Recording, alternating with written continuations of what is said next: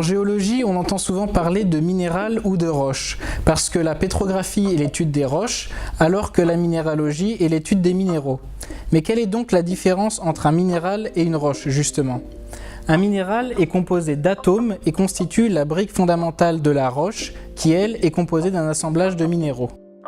La définition d'un minéral est assez compliquée, car un minéral est un solide naturel homogène avec une structure atomique ordonnée et une composition chimique définie. Cela signifie qu'un minéral est composé d'atomes, comme ceux que vous pouvez voir ici représentés par les boules de couleur, qui se répartissent de façon géométrique dans l'espace. Certains minéraux, comme celui-ci, vont être caractéristiques de certaines roches et constituent la signature de ces roches.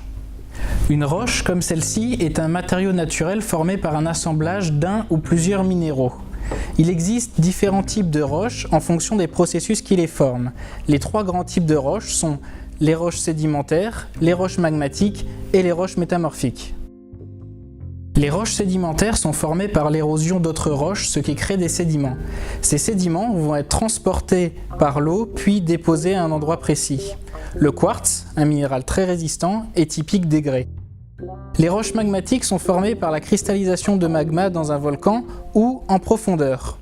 Le pyroxène, un minéral noir et trapu, est typique du basalte. Les roches métamorphiques sont formées par l'enfouissement de certaines roches. Cet enfouissement induit une augmentation de la pression et de la température, ce qui va modifier la minéralogie de la roche. Le grenat, un minéral utilisé en bijouterie, est typique de certains schistes. Maintenant que l'on a vu ce qu'était un minéral et ce qu'était une roche, précisons qu'il est important de connaître la minéralogie de la roche, mais aussi les processus qui la forment, car deux roches différentes peuvent avoir la même minéralogie. Par exemple, si l'on prend un quartz, si celui-ci est érodé puis déposé, il va former un grès, puis si ce grès est enfoui, il va former une quartzite. Mais cette quartzite aura exactement la même composition que le grès. La grande variété des minéraux présents sur Terre va former la grande variété des roches. On recense aujourd'hui environ 5300 minéraux qui, en se combinant et associés au processus de formation, vont former une infinité de roches. Les géologues ont donc encore de beaux jours devant eux.